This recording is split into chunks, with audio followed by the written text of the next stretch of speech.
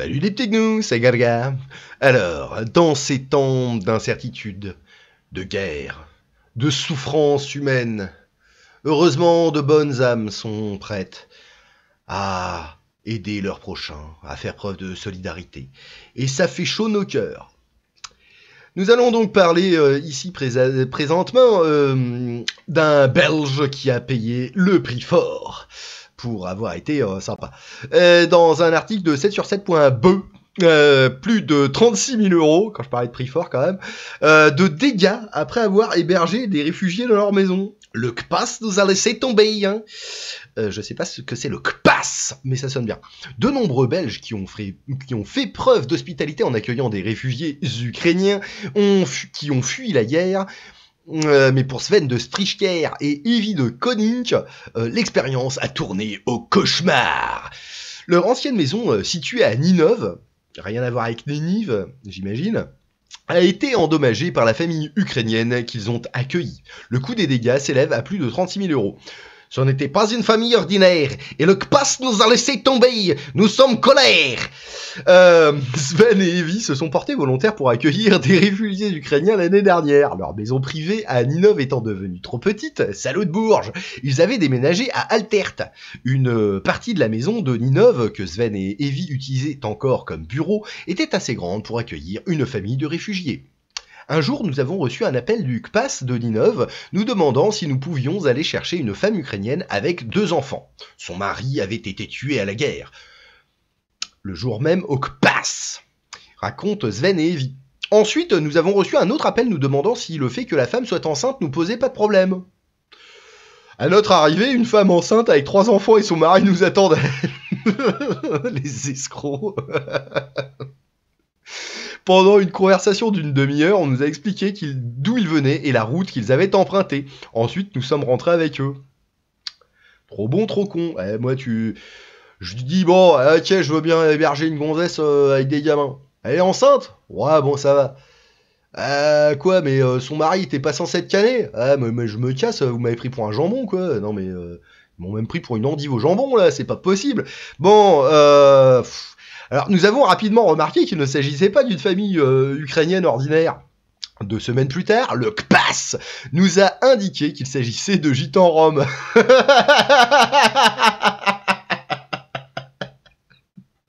Ils étaient pas prêts, là. Ils étaient pas prêts, les copains, là. Non, mais bon, ouais, ça, tu peux pas tester avec des tziganes. Qu'est-ce que tu veux foutre?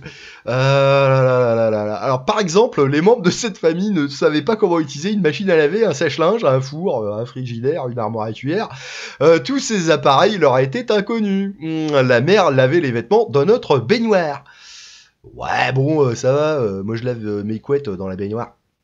Ouais, j'ai la flemme d'aller au lavomatique. Et puis ça marche très bien une baignoire en fait. Résultat, après plusieurs semaines d'occupation, de la moisissure est apparue partout sur les fenêtres. Voilà. Je sais pas pourquoi, mais bon, admettons. Les murs étaient couverts d'inscriptions. Le bois a été arraché du cadre du lit. Ça c'est normal, c'est les gamins qui se font les dents. Les portes et les armoires ont été endommagées. Mais ce n'est pas tout. Toutes les chaises de la cuisine ont été cassées. Ouais, petite engueulade domestique. Mais ce n'est pas tout. Toutes les chaises... Ah oui, non, ça je l'ai lu. La moulure a été arrachée des escaliers. Bah ça c'est encore les gamins qui se font les dents. Il y avait des trous dans le sol. Ah, ça c'est monsieur, il fait du bricolage, mais voilà. Les jouets de nos enfants ont été cassés. Même leur tirelire a été ouverte. Mais ils sont cons ceux-là ou quoi? Déjà pourquoi tu laisses les jouets de tes gamins et la tirelire? T'es censé avoir déménagé, Coco, donc la tirelire des gamins, tu vas pas la laisser, enfin... je me demande là. Contrat de location, Sven et Evie ont le sentiment que le CPAS les a laissés tomber. Nous aurions dû établir un contrat de location, mais le CPAS n'en a jamais discuté avec nous. Ils ont seulement dit que nous allions recevoir une compensation. Nous avons contacté le CPAS à plusieurs reprises, mais ils étaient peu enclins à nous recevoir.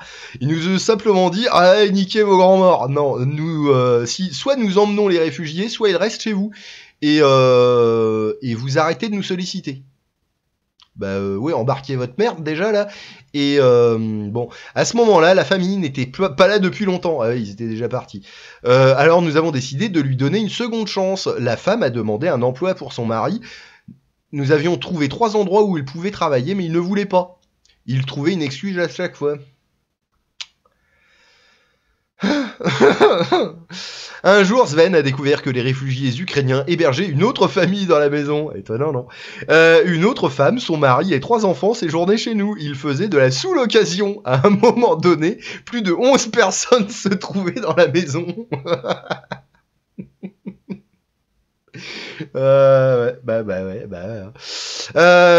Cela aurait pu poser de gros problèmes en cas d'incendie. Oui, ou pas, hein, des fois ça peut être une solution. Par exemple, car nous avions été persuadés de les laisser s'enregistrer à notre adresse personnelle. Ils nous demandaient aussi constamment de l'argent. Une fois, c'était soi-disant pour le cadeau d'anniversaire de leur plus jeune fille. Mais il s'est avéré que c'était pour une voiture. Quoi? Mais tu leur as donné combien pour qu'ils s'achètent une bagnole? Parce que même si c'est une poubelle, tu fais, bon, le cadeau d'anniversaire de leur plus jeune fille, c'est bon, tu donnes 20 balles pour qu'ils achètent un ours en peluche, quoi, mais là, pour acheter une bagnole, ils ont filé combien? Mais ils sont à quel niveau de conneries, ceux-là? Même si nous savions que l'homme n'avait pas de permis de conduire. D'accord. Quand ils ont cassé le cadeau de naissance de notre fils, qu'est-ce qu'ils foutaient encore dans la baraque? Ça a été la goutte d'eau qui a fait déborder le blaze. En septembre, nous avons dit au CPAS qu'il devait vraiment déménager, mais il a fallu attendre fin novembre pour qu'ils partent. Ce n'est qu'à la fin du mois de décembre qu'ils sont venus chercher toutes leurs affaires, c'était un véritable bordel. Ouais. Bon, ouais, ok, ça va encore. Hein. Après le départ de la famille, Sven et Evie ont pris conscience de l'ampleur des dégâts dans leur maison. Nous avons transmis tous les dommages au CPAS. Le coût total s'est élevé à 36 000 €. Cela ne comprend même pas tout. Le CPAS nous a ensuite annoncé que nous ne recevrions aucune compensation. Vas-y, qu'est tes grands-morts? On nous a conseillé d'attaquer la famille en question par le biais du tribunal de paix. Bah ouais, tu vas attaquer des tziganes, non mais t'es beau, toi. Déjà, ils sont pas solvables, et tu crois qu'ils vont te payer? Bah non, ils vont repartir de là d'où ils viennent, ou ailleurs, et jamais tu les reverras. Ouais, attaque, nous allons le faire, mais la famille vit d'un revenu d'intégration. Bah ouais. Putain, et puis je les vois bien s'intégrer, hein. Je les connais un petit peu, ça s'intègre pas ces machins-là. Comment vont-ils payer?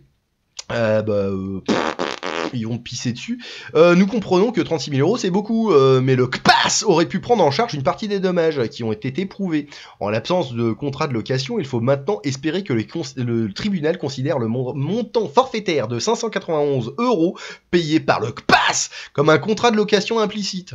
Nous avons le sentiment que le CPAS a gravement échoué, ou vous a bien enculé, ouais, surtout. Alors, Léjevine Verle Cosins, Samen CDEV, présidente de la commission spéciale des services sociaux, BCDSD, que d'acronyme, estime que le couple a reçu l'aide dont il avait besoin. 500 et quelques $, tiens, prends. Nous avons fait beaucoup d'efforts supplémentaires sur ce dossier. Il s'agissait d'une famille de réfugiés ayant des besoins particuliers. Nous ne sélectionnons pas les familles, mais on nous attribue celles de faits d'asile jumelées avec une famille d'accueil. Nous sommes un intermédiaire entre le gouvernement fédéral et les familles d'accueil. Nous avons vu assez rapidement que la famille ne correspondait pas à une famille ukrainienne standard. Les enfants n'avaient jamais été à l'école, ils ne savaient pas ce qu'était l'électricité. C'était une famille rome. Nous avions proposé de nous occuper de la famille, ou si le couple voulait continuer à s'en occuper, qu'ils viennent nous voir 2 fois par semaine, et la famille 1 fois par semaine. Il y avait aussi 2 personnes qui parlaient ukrainien pour traduire. Pratique. C'est pratique. Mais alors du coup les 2 Ukrainiens là, enfin les 2 qui parlaient ukrainien pour traduire, ils étaient logés en même temps ou ça se passe comment? Nous ne pouvons pas compenser les dommages parce que nous n'avons pas de contrat avec la famille. Et même si je suis désolé pour le couple, je ne peux pas dépenser l'argent des impôts des habitants de Dinov sans base légale.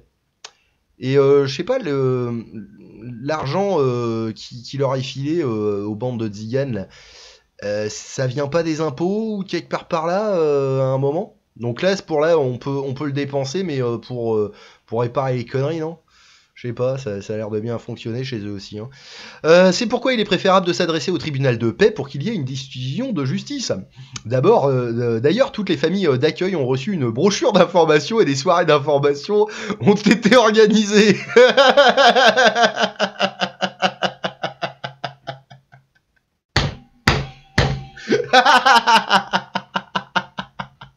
Un petit bout de papier, une petite soirée d'information. J'espère qu'il y avait des chips, c'est du cola. Hein. Bon, nous avons bien informé les gens. Notre tâche consistait principalement à fournir des soins de groupe. Oh là là là là là, des soins de groupe. C'était quoi vos soins de groupe? C'était hurler dans des coussins, leur taper dessus. Nous avons fait tout ce que nous pouvions faire en matière de soutien avec les personnes et les ressources dont nous disposions en période de crise. Ajoute vers le Cosenс. Voilà, voilà, alors on voit là les dégâts et tout. C'est quoi ça? Ça ressemble à une tête de lit. Si c'est ça la tête de lit en bois, ça compte pas. Hein. Ça c'est du papier hein, sur de l'aggloméré. Mais ouais, ça c'est. Alors ça c'est pas les gamins qui se font les dents, ça c'est les gamins qui se font les griffes. Mais c'est pareil, c'est normal. Ok. Là ils se font les dents les gamins. Ça c'est le petit qui a pas encore les dents, parce que sinon ça serait un peu plus niaqué que ça. Bon bref, ok. Bah on va continuer avec un Allemand cette fois, un citoyen allemand qui a publié une petite vidéo très rigolote, qui est pas longue. Gestern ein Video gemacht hier, solidarisch. Jawohl. Jetzt gehen wir mal hoch. Ja. Wunderbar. Ich habe eine große Würze. Ja. Oui, je suis germanophone. Voilà. Oui. Hop. Ouh là là, touche-moi une tralala. Voilà. Oui. Alors là, ils sont en train de nettoyer les mecs. Hein. Mais y a de quoi nettoyer. Je sais pas qu'est-ce qu'ils ont branlé, mais ils ont dû faire le barbecue parce que franchement là. Non mais sérieux, la plaque là. La putain de plaque. Qu'est-ce qu'ils ont foutu? Ils ont fait le feu dessus, c'est pas possible. Non mais sans déconner. Voilà. Geht's Ihnen gut? Jawohl, ouais. Super. Very good. Guten Tag même. Gestern ein Video. Voilà. Bon bah et lui aussi il doit être content. L'état de son appart, ça a dû le ravir le coco. Bon bah voilà, aidez votre prochain. Dieu vous le rendra.